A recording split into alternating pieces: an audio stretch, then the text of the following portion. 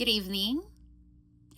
Asang ka man lupalop ng daigdig, nasaan ka man pong lugar, nais kitang batiin ng maligayang pagdiriwang at pagsalubong ng taong 2026. Yes! At kung isa kang OFW katulad ko, malayo sa pamilya, huwag kang malungkot at huwag kang malumbay.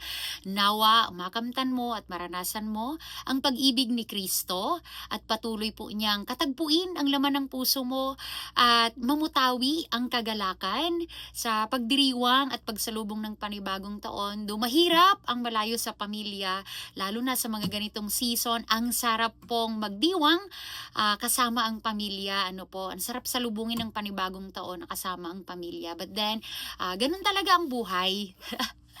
Okay po? So I prayed every one of you who watched this video, kung duman to sa feed mo, how I declare the blessing, the victory, and the favor that comes from the Lord this 2026. Okay? So, Jayo! Ayo! God bless your life. Huwag kang malumbay, huwag kang malungkot, lalo na ikaw ay isang OFW. Laban lang para sa pamilya.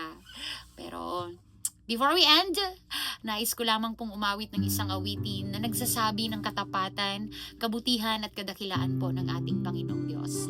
And, may nakalimutan ako. Sa pagsalubong natin sa panibagong taon, nawa, daladala mo ang mas matibay na pananampalataya, mas matibay na pag-asa at pagtitiwala sa ating Panginoong Diyos. Awit ako ng awitin ng kabutihan ng ating Panginoon.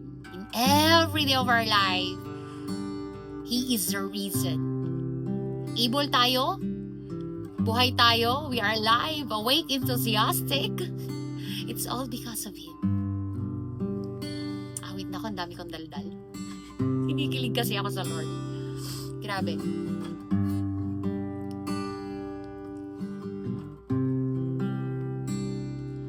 Mahal kita,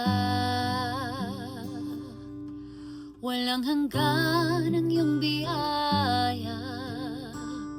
Buong buhay, hawak mo sa iyong kamay. Mula sa aking pagmulat hanggang sa pag-ibig, awitin ko kabutihan